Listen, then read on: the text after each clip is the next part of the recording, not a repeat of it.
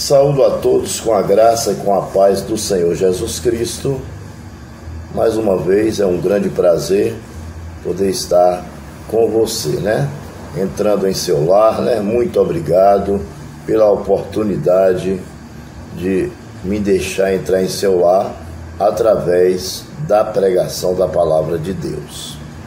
Hoje eu quero trazer um assunto de extrema importância que se encontra no livro de Filipenses, capítulo de número 2, a partir do versículo 1, nós vamos falar sobre a exortação ao amor fraternal à humanidade, A humanidade. Esta exortação, Paulo está sendo bem claro, não é apenas aos cristãos, mas a toda a humanidade, todos aqueles que Deus criaram. Deus criou todas as pessoas, Deus formou todos os homens, todos eles são feituras de Deus. Tem uns que são filhos, aqueles que o aceitaram como pai são filhos, mas ainda tem uns que são criaturas, que ainda não estão no aprisco do Senhor. Esses ainda não se tornou ainda ovelhas, filhos de Deus, mas o Senhor Deus tem o interesse em que todos se salvem. Infelizmente, alguns se perderão, Mas ele tem o interesse que todos se salvem. Portanto, essa palavra, ela é para toda a humanidade, para o mundo inteiro, para onde tiver uma pessoa, o Senhor está exortando através do amor fraternal à humanidade. Mas o que é amor fraternal? Essa é a primeira coisa que nós vamos falar, É sobre o que significa essa palavrinha amor fraternal, porque ela será a chave do nosso estudo. Amém? Pois bem, amor fraternal, em primeiro lugar, ele é um sentimento de carinho muito forte. Amém? O amor fraternal é aquele que se preocupa com o seu próximo. É aquele que o seu próximo está doente e você liga para saber como é que ele está. Você pergunta a um amigo, a um vizinho se ele está melhor.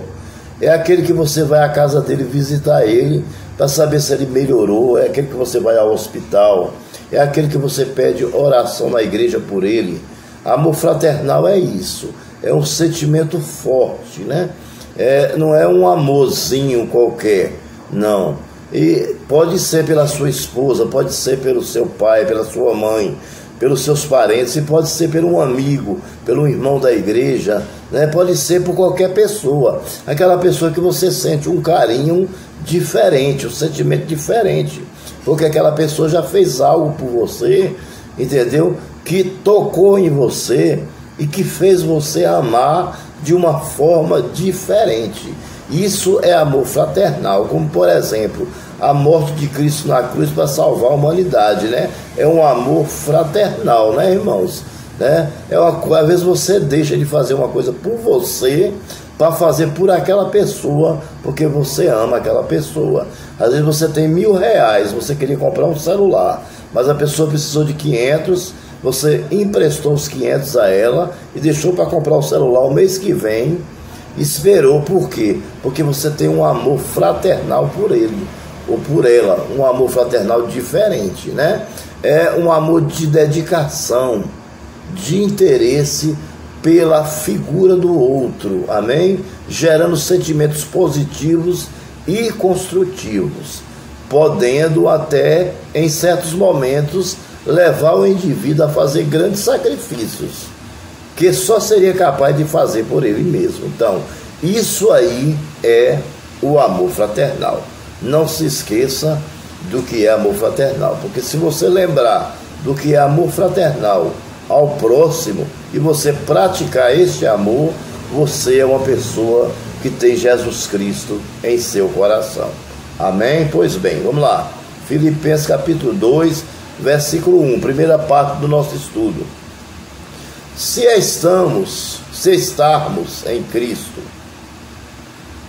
se por nós estarmos em Cristo, nós temos alguma motivação, alguma exortação de amor, alguma comunhão no Espírito, alguma profunda afeição e compaixão.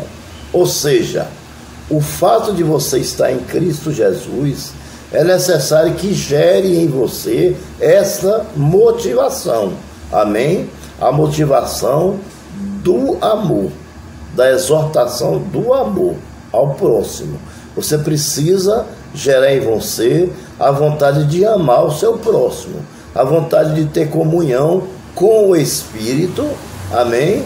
E com uma profunda afeição e compaixão.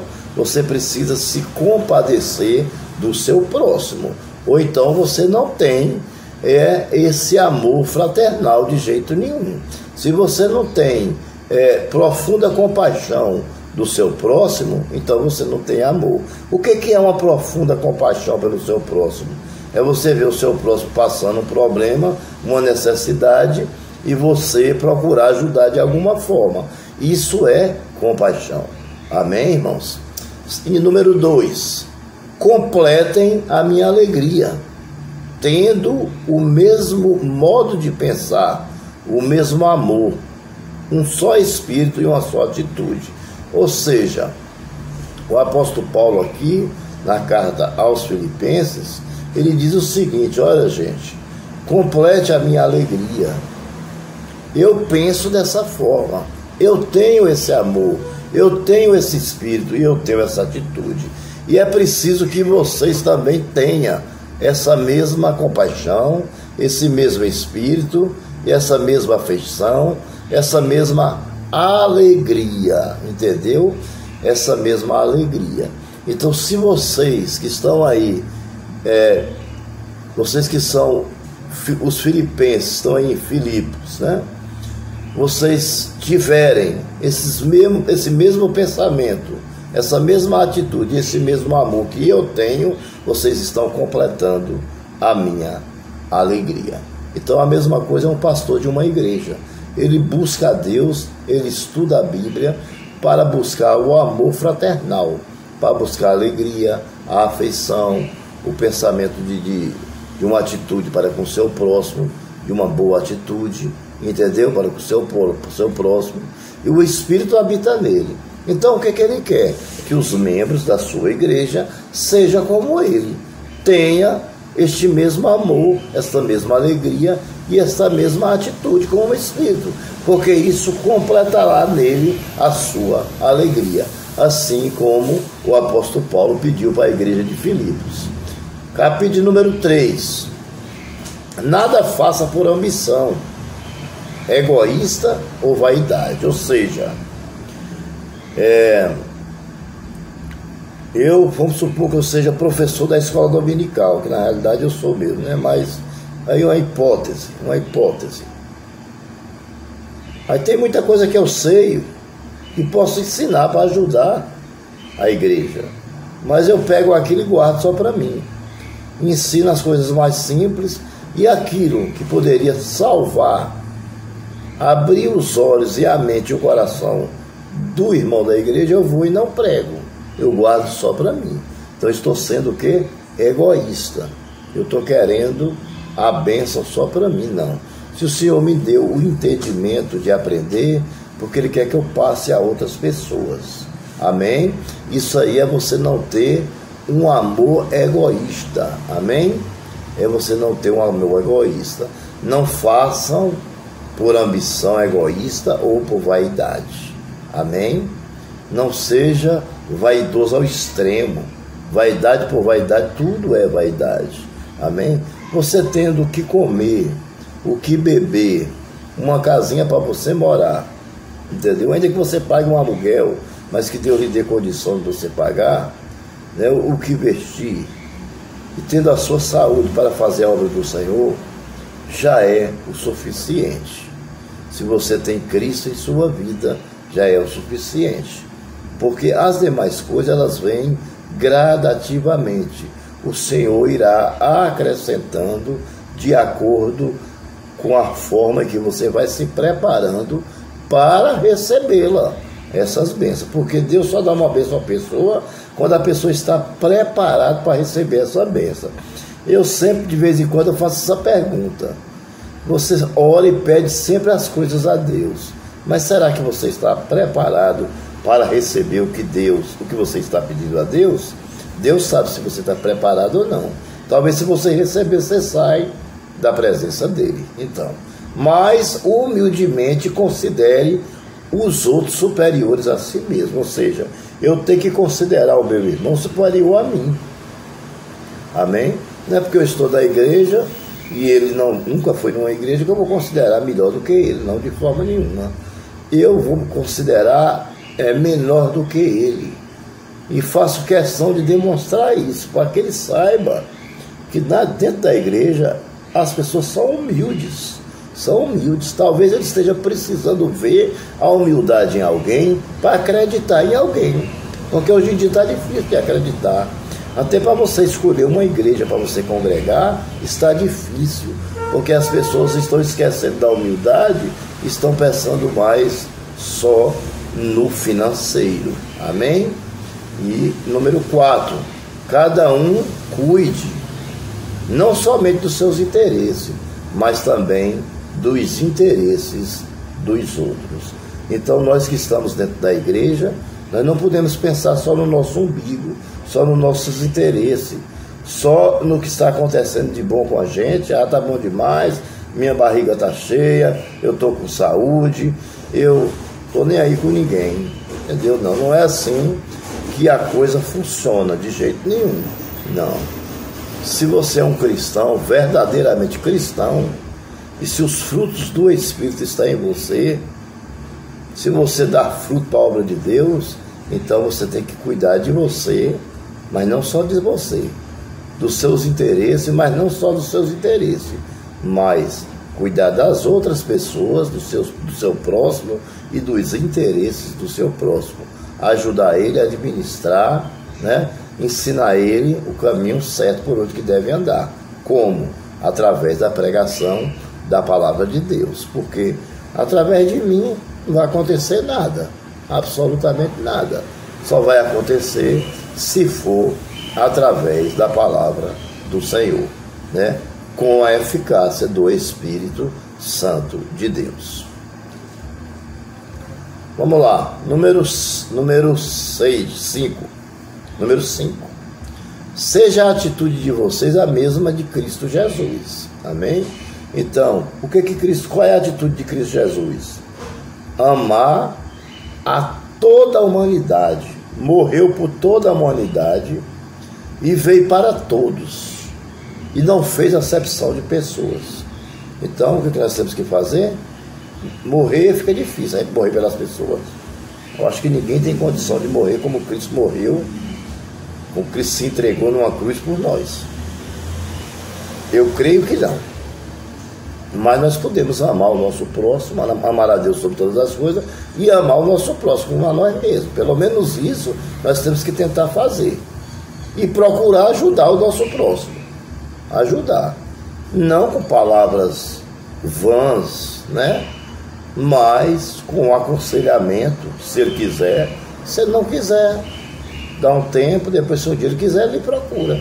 Mas procura aconselhar, pregar a palavra do Senhor, trazer um versículo bíblico para ele, uma palavra de conforto, né? Procure ajudar naquilo que você achar que ele vai deixar você ajudar. Você tem que esperar ele abrir um espaço. Ele tem que deixar você entrar na sua vida. É a mesma coisa de Cristo. Se a gente não dá um passo para o Senhor, fica difícil. Deus só não vai fazer a obra. A gente tem que fazer a parte da gente. A mesma coisa quando vamos pregar a alguém. Tem muitas pessoas que não querem ouvir a palavra. Você não vai forçar, né? Colocar a palavra dentro dele é a força, de jeito nenhum. Então, o que nós temos que fazer?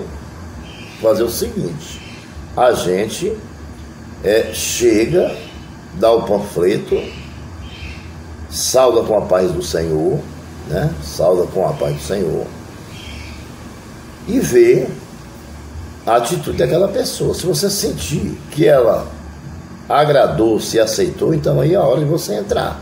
Aí você entra e prega para ela. Prega para ela.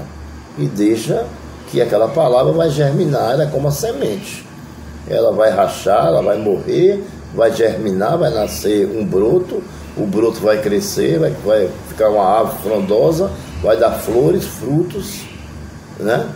Frutos, e depois aquela pessoa que você pregou ela que vai estar pregando a outras pessoas. Amém? Então, ter a atitude de Jesus Cristo, a mesma atitude de Jesus Cristo é essa: é pregar a palavra e amar o seu próximo. 6. Que, embora sendo Deus, não considerou ser igual a Deus. Era algo a que devia apegar-se. Amém? Que, embora sendo Deus, Jesus Cristo sendo Deus, não se considerou ser igual a Deus. Era algo que devia apegar-se, né? Por quê? Porque Jesus Cristo é Rei, é Senhor, é Deus, é a segunda pessoa da Trindade, é o Filho. São 3 pessoas e um só Deus. Mas ele usurpou-se de ser Deus. E nasceu de Maria e se tornou carne, como nós. Habitou entre nós para ver as nossas fraquezas e depois morreu na cruz para nos salvar. Uma morte que não precisa explicar a vocês, que vocês sabem, que não foi fácil. Uma morte difícil, né?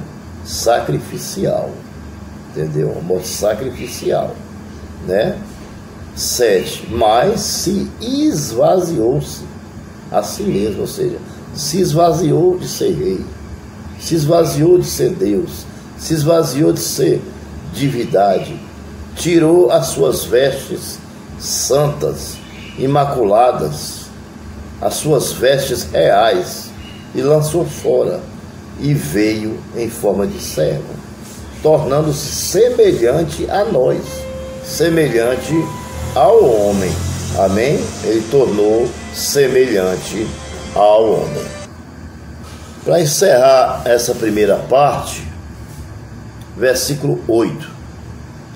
E sendo encontrado em forma humana, humilhou-se a si mesmo e foi obediente até a morte, e morte de cruz. Só existia naquela época do Antigo Testamento, depois de Jesus Cristo para cá, pessoas que obedeciam o seu servo, o seu Senhor, até a morte, eram os escravos. Eles eram obrigados a obedecer o seu Senhor até a morte. O seu Senhor só não tinha mais poder sobre ele quando ele morria, entendeu? Só que ele não era crucificado, e nem passou por 18 horas de Calvário, e nem sofreu o que Jesus sofreu. Então, e sendo encontrado em forma humana, humilhou-se a si mesmo, e foi obediente até a morte de cruz. Amém? Jesus, a morte de Jesus, ninguém nunca morreu, nunca existiu uma morte de um sofrimento tão grande como o sofrimento de Jesus, sem contar que a maior dor que ele sentiu era quando ele estava recebendo os nossos pecados, né? Pecado de ladrão, bandido, traficante, todo tipo de pessoa ruim, né? Todo tipo de pessoa ruim que existe na face da terra, entendeu? Jesus recebia todos os pecados, vinha entrando em Jesus, e Jesus teve que aceitar aquilo ali tudo, porque senão depois não tinha como perdoar. Ele tinha que morrer por nós, senão nós não tínhamos salvação, não tinha jeito. Então o que nós temos que fazer é o quê? Agradecer a esse Deus tão maravilhoso, tão grande, tão fiel, pela a sua grande misericórdia, de nós nos humilharmos, né? Nos humilharmos tanto a ponto de morrer em uma cruz para nos salvar, né? Coroa de espinho, chicotes com ponta de osso de carneiro, lança traspassaram, saiu sangue e água de dentro do corpo de Jesus, né? Um sofrimento muito grande, foi 18 horas carregando uma cruz, né? Irmãos, não é fácil. O que Jesus fez por nós não tem preço que pague, né? Mas ele fez por amor meu, por amor seu, por amor de toda a humanidade, para que todo aquele que nele crê não pereça, mas tenha vida eterna. Só existia esse jeito. de haver salvação. Então, hoje somos salvos porque o Senhor Jesus Cristo morreu para nos salvar. Não se esqueça de deixar o seu like, inscrever no meu canal e ativar o sininho para que possamos estar enviando a você as nossas pregações e os nossos estudos bíblicos. Nós estaremos trazendo o próximo estudo o mais breve possível ainda nesse mesmo capítulo. Que Deus os abençoe.